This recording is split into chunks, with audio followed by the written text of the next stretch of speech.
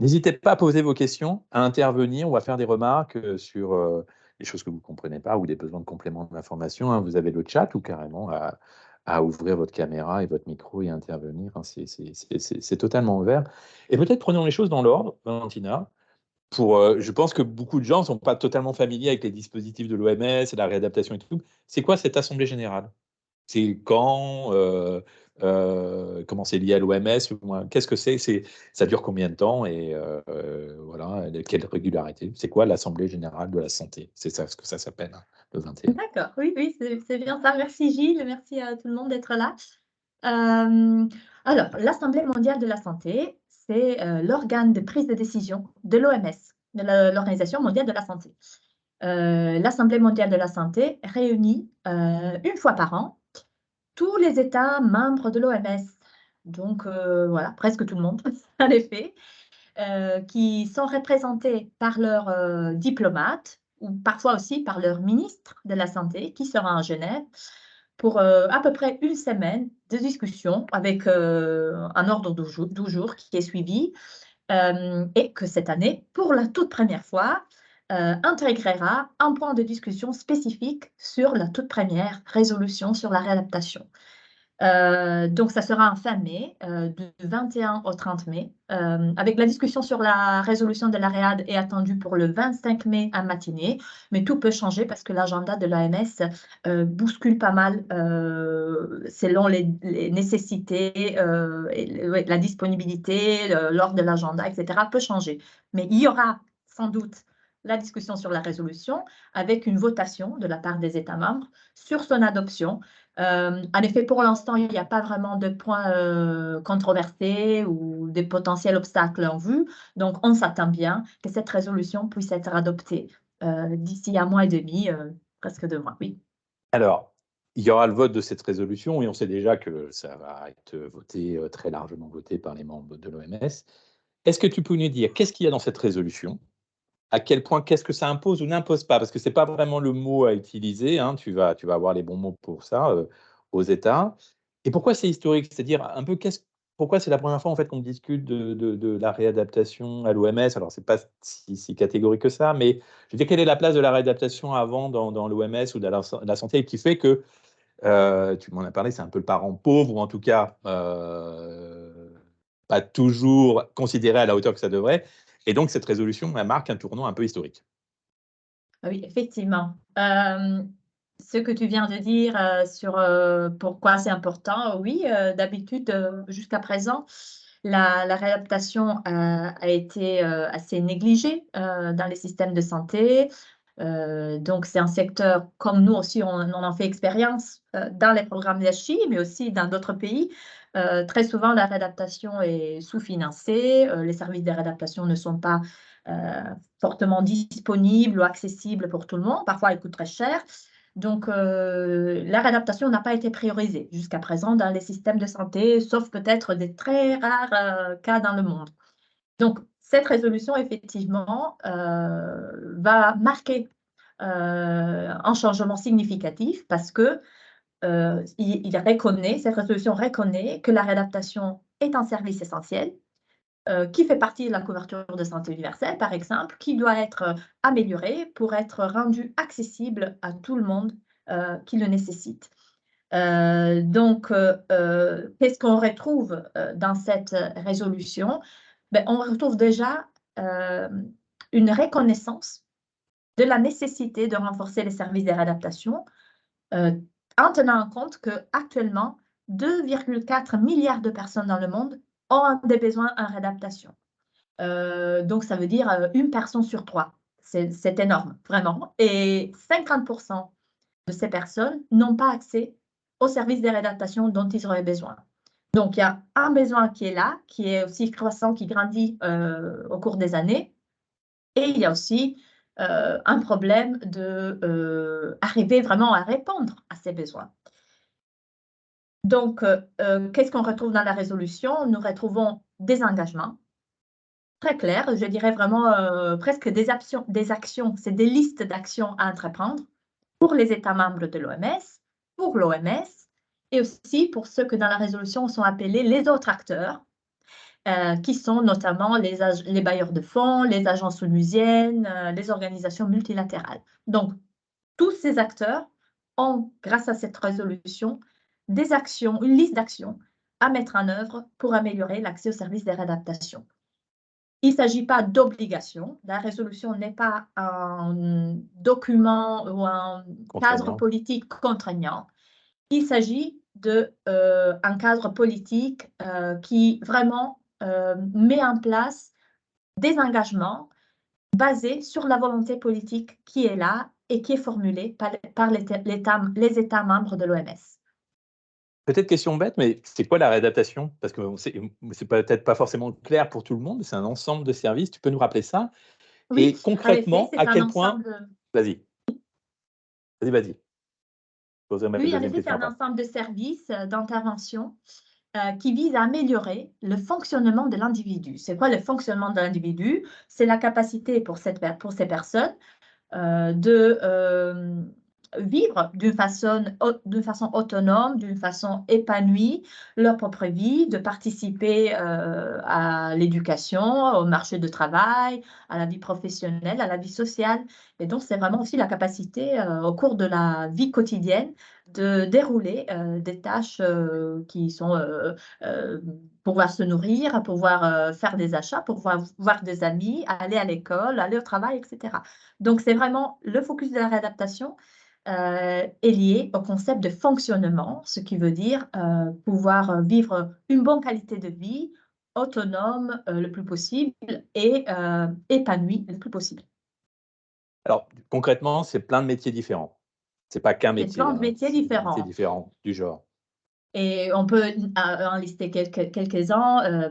Ce qu'on connaît le plus à Chi, c'est la fourniture de prothèses, c'est la physiothérapie, mais au-delà de ça, il y a l'ergothérapie, les orthophonistes, l'audiologie, la chiropractie, la fourniture d'autres aides techniques, comme par exemple des appareils auditifs. Ça fait partie aussi des services de réadaptation. Alors, à Chi travaille sur une partie spécifique du grand monde de la réadaptation, qui est la réadaptation physico-fonctionnelle. Donc, en s'adressant en particulier à toutes ces limitations de fonctionnement liées à la mobilité de l'individu. Mais si on regarde la réadaptation dans le sens plus large, il y a beaucoup plus de services que ça. Il y a des services aussi, par exemple, qui s'adressent aux limitations sensorielles de l'individu. Comme je mentionnais avant, je faisais l'exemple des appareils auditifs qui font bien partie de l'aide technique et des services de réadaptation. Pourquoi cette résolution, elle arrive là maintenant? Quel est le contexte général en termes de besoins au niveau mondial qui fait que cette résolution arrive en 2023? Oui, pourquoi arriver maintenant? En effet, on est un peu en retard. Mais oui, je pense que maintenant, personne ne peut nier qu'il y a un besoin énorme en service de réadaptation. Sans doute, le fait que les nouvelles estimations ont montré qu'une personne sur trois a besoin de réadaptation a vraiment montré l'urgence d'agir par rapport à ces services. Nous avons aussi un besoin de réadaptation qui grandit et pour de différentes raisons. Tout d'abord, en considérant le vieillissement de la population mondiale. Donc, on vit plus longtemps, mais avec plus de limitations dans notre fonctionnement quotidien quand on vieillit. Il y a aussi une augmentation des maladies non transmissibles et transmissibles. Donc, les deux sont en train de grandir parmi la population mondiale. Maladies non transmissibles, c'est les cancers, c'est le diabète. Implique que des patients ont besoin de réadaptation pendant la maladie et après. Et bien aussi les maladies non transmissibles. On pense au Covid, par exemple, qui a vraiment fait grandir les besoins de réadaptation, notamment pour les personnes qui sont atteintes de ce qui est appelé le long Covid. Et ensuite, nous avons de plus en plus de personnes qui se retrouvent blessées ou traumatisées suite à des désastres naturels, des conflits ou de blessures qui peuvent aussi être produits dans le cadre des accidents de route, par exemple. Donc, on a 3 gros critères, hein. Il y a une prise de conscience de l'importance de la résolution, si je te suis bien, et 3 gros critères de l'augmentation des besoins au niveau mondial, qui est le vieillissement de la population, la multiplication des maladies chroniques et non chroniques, hein, crise cardiaque, diabète, mais alors chronique liée à la Covid, hein, par exemple. Et puis la troisième, la multiplication des crises, que ce soit catastrophe Oui. naturelle ou conflit, qui fait que voilà, on a des besoins qui ont vraiment augmenté pour la réadaptation ces dernières années. N'hésitez pas encore une fois, hein, à intervenir, à poser vos questions dans le chat, hein, si vous en avez ou s'il y a des choses qui. Eh ben voilà, on en a une première d'Ajimbe. Bonjour Najimbe. Quel a été le niveau de contribution d'Hachi? Eh ben, c'était justement ma question suivante. Voilà, qu'est-ce qu'on a fait ces dernières années justement pour arriver à ce résultat? Formidable. Oui, grande contribution d'Hachi, on est très fiers de ça.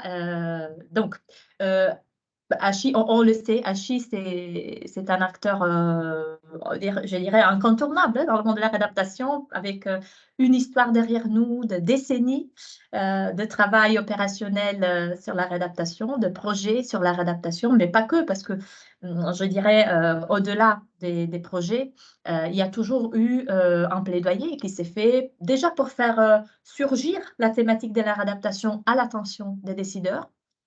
Actuellement, Hachi a 62 projets de réadaptation dans 35 pays différents. Nous avons, il y a 4 ans, commencé cette démarche de plaidoyer pour demander une résolution sur la réadaptation. Nous l'avons fait en tant qu'Hachi, mais en coalition avec d'autres acteurs. Et le rôle d'Hachi a été aussi celui de réunir d'autres acteurs de la société civile sur la réadaptation, notamment à travers l'Alliance mondiale sur la réadaptation. Hachi a été parmi les fondateurs de cette alliance. Et donc, un partenariat avec d'autres, mais avec une leadership très claire d'Hachi sur le sujet. Nous avons pu travailler sur les dernières 4 ans déjà pour demander, initier cette demande pour une résolution, convaincre des États membres à s'en occuper, convaincre certains d'entre eux à jouer le rôle de championne et donc à porter cette résolution au niveau de l'Assemblée mondiale de la santé. Nous avons aussi beaucoup travaillé sur la création du consensus, donc beaucoup de rencontres avec les diplomates et aussi avec des représentants des ministères de la Santé dans les différents pays pour créer ce consensus autour de la résolution et plus récemment, au cours des derniers mois, pour participer à la phase de consultation, de négociation sur le texte de la résolution. Et aujourd'hui, nous avons un projet de texte qui ne va pas changer d'ici l'adoption. C'est vraiment très solide, qui tient en compte toutes nos demandes principales que nous avons vraiment mis en avant au cours des échanges avec les États. Donc, il y a aussi eu un grand rôle de Hachi dans la rédaction du texte, qui s'aligne largement sur ce qu'Hachi défend. Pour avoir un ordre d'idée de grandeur, c'est combien d'ONG, de la société civile, cette alliance sur la réadaptation, on est combien là-dedans? L'Alliance mondiale sur la réadaptation était formée par 18 organisations. Après, on ne peut pas s'imaginer que toutes ces organisations ont été actives et impliquées dans le plaidoyer au même niveau. Ce n'est pas le cas. Je dirais que le groupe d'organisations qui a été les plus actifs compte sur 6 ou 7, vraiment fortement impliqués. Et après, d'autres partenaires qui nous ont rejoints peut-être un peu plus ad hoc sur certaines actions. Donc, une dizaine d'organisations qui ont été impliquées. Alors, une chose dont on discutait hier, on se dit à peu près la même chose que dans la réunion tout à l'heure en anglais, c'était ce qu'on discutait hier, c'est souvent le lien direct qu'on fait entre réadaptation et handicap, et il faut se défaire de cette habitude-là, parce que c'est à la fois beaucoup plus large que ça, en fait, la réadaptation. Et peut-être tu pourrais nous expliquer aussi les organisations de personnes handicapées et leur approche de la réadaptation. Oui, en effet, aussi pour l'historique d'Hachi, bien sûr, on regarde beaucoup au sujet des personnes handicapées et leur accès aux services de réadaptation, qui en effet, c'est un point de vue, un angle très important, très légitime. Mais la réadaptation s'impose de plus en plus comme une série de services qui devraient être pour tout le monde. Donc, en reconnaissant ce que je vous ai dit avant, qu'une personne sur 3 aurait besoin de réadaptation, carrément, on ne peut pas faire une correspondance directe entre handicap et réadaptation. Déjà, il faut bien le souligner, beaucoup de personnes handicapées ont besoin de soins de réadaptation, mais pas toutes les personnes handicapées en ont besoin. Il y en a certaines qui n'ont pas besoin ou qui ne souhaitent pas recevoir de soins de réadaptation. En effet, le principe du consentement informé est vraiment au cœur des droits des personnes handicapées et il faut tout à fait le respecter. Et si on regarde aux besoins, carrément, on va bien au-delà du nombre de personnes handicapées. Donc, dans les 2,4 milliards de personnes dans le monde qui ont besoin de réadaptation, il y a certaines, effectivement, qui sont des personnes en situation de handicap, pas toutes, et il y a beaucoup d'autres personnes qui vivent avec des conditions de santé très différentes, qui nécessitent de la réadaptation.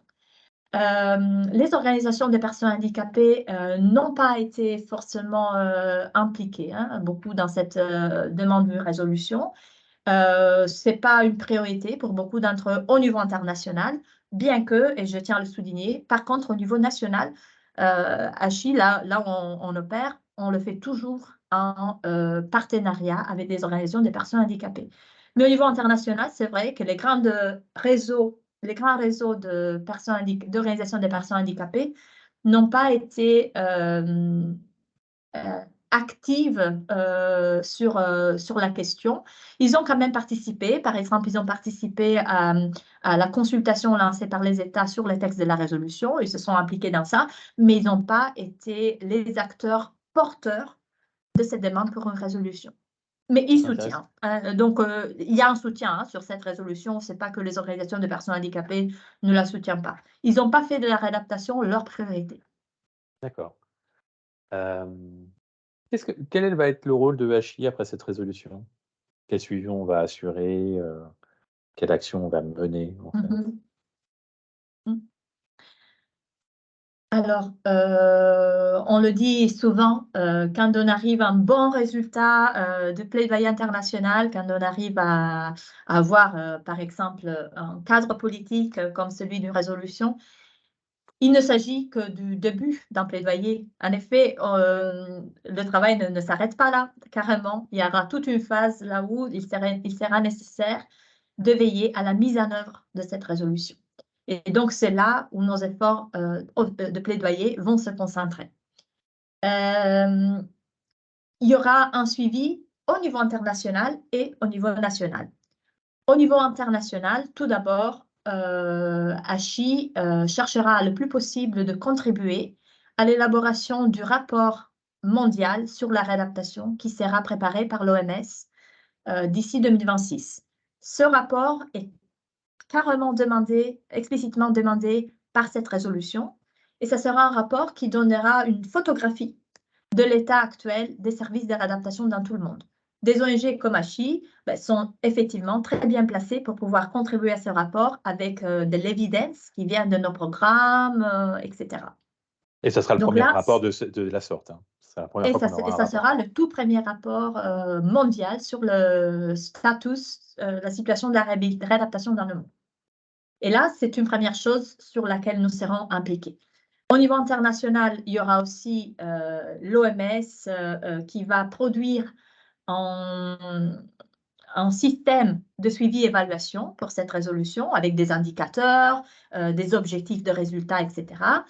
Et là aussi, nous sommes tout à fait avec notre expertise spécialisée et opérationnelle, technique sur la READ, nous serons appelés à contribuer à la création, au développement de ce système de suivi et évaluation de ces indicateurs.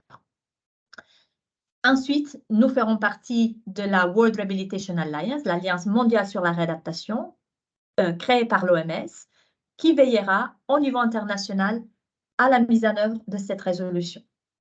Finalement, beaucoup de travail se fera au niveau national. Donc aussi, les AN, les programmes, auront un rôle à jouer.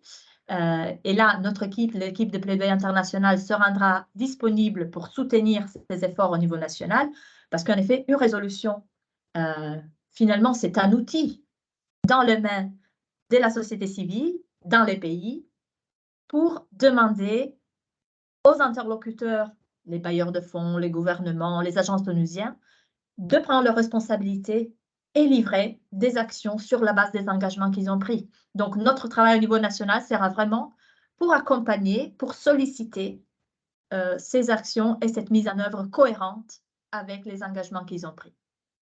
Une fois que la résolution sera signée, là, en mai, est-ce qu'on en attend des bénéfices, en matière d'activité, de partenariat, peut-être de financement? Est-ce qu'on des choses vraiment marquantes? Oui, effectivement, nous attendons un impact positif de cette résolution sur plusieurs aspects. Déjà parce que on s'attend que cette résolution puisse accroître les efforts des gouvernements pour améliorer les services de réadaptation. Donc la résolution vraiment demande que les gouvernements fassent plus et mieux pour avoir des services performants et accessibles à tout le monde. Donc il y aura quand même une certaine volonté politique établie, cadrée dans le cadre de cette résolution. En plus, cette résolution va accroître la capacité de l'Organisation mondiale de la santé à fournir un soutien technique aux États. C'est-à-dire que l'OMS aura plus de ressources financières et humaines au niveau de son siège, des bureaux régionaux et nationaux, pour aller aider les États dans leurs efforts d'améliorer les services de réadaptation. Comme tu disais, il y aura aussi des retombées financières parce que typiquement, une résolution peut catalyser des ressources domestiques, donc dans les pays, mais aussi internationales, donc par les bailleurs, par les fonds multilatéraux, etc., pour ces secteurs. Donc oui, on s'attend aussi qu'il y aura plus de ressources parce que du coup, la réadaptation monte dans la liste des priorités. Et comme je disais tout à l'heure, il y aura aussi un système de suivi et de redevabilité qui permettra, avec des indicateurs, de voir jusqu'à quel point on avance dans la bonne direction, quels sont les obstacles qui restent. Et donc, ça permettra vraiment aussi de responsabiliser les décideurs politiques par rapport à la mise en œuvre de cette résolution. Tout cela, donc, plus de ressources, meilleur accrochage politique, société civile qui a des outils ultérieurs pour se faire sentir, ben, tout ça, ça devrait donner un meilleur accès aux services de réadaptation pour tous ceux qui en ont besoin, notamment dans les pays à revenus faibles et intermédiaires.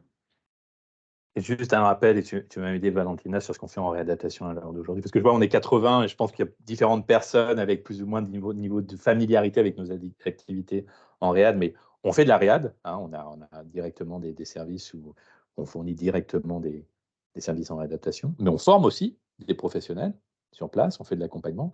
Mais au-dessus aussi, on va accompagner des gouvernements pour mettre en place des systèmes de réadaptation. Hein, je pense à la Jordanie où on a accompagné le gouvernement pour les directives en matière de santé pour inclure la réadaptation. C'est par exemple que dans leur zone de santé primaire, il y a de la réad qui soit incluse maintenant. Donc ça implique du matériel, des équipements et de la formation personnelle. Voilà, on a vraiment différents niveaux d'intervention, du plus pratico-pratique au plus politique.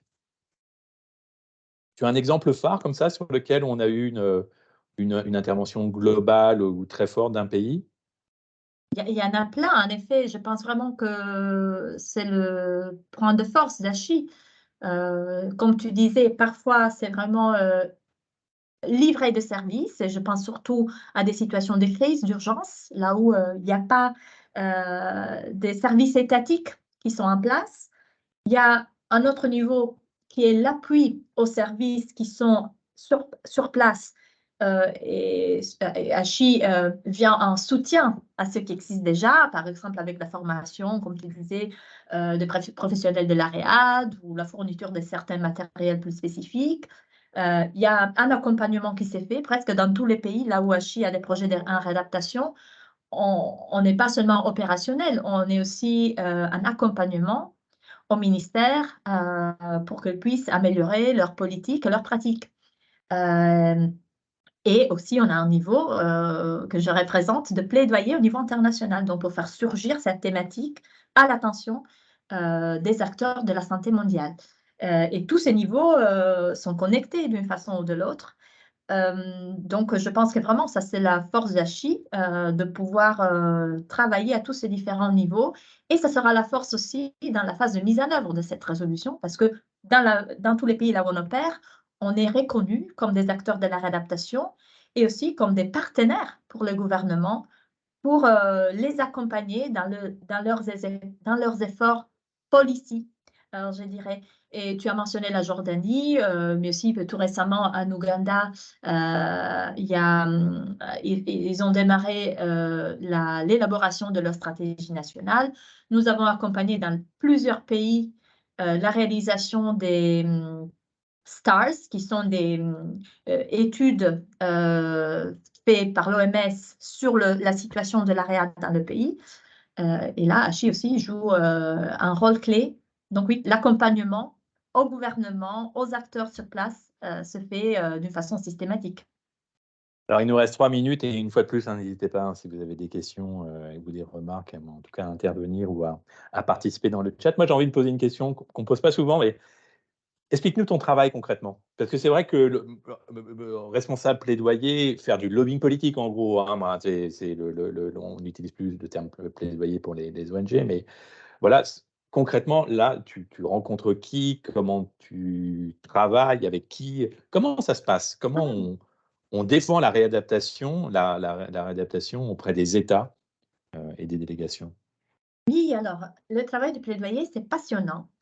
Je vous invite à le découvrir et à vous convertir en advocate vous-même. Donc, alors, je dirais que le travail de plaidoyer, par exemple, dans le cadre de cette résolution, s'est porté sur plusieurs axes différents. Ce que nous appelons le lobbying, hein, donc vraiment le contact direct avec des décideurs politiques pour un travail d'influence, pour les convaincre, pour influencer le texte de la résolution, etc., qui se fait principalement par de contacts online ou en présentiel, donc de rencontres, des échanges d'emails, de webinars, online meetings et tout ça. Donc, le lobbying direct, là où vraiment on va à la rencontre des décideurs pour les convaincre et les influencer.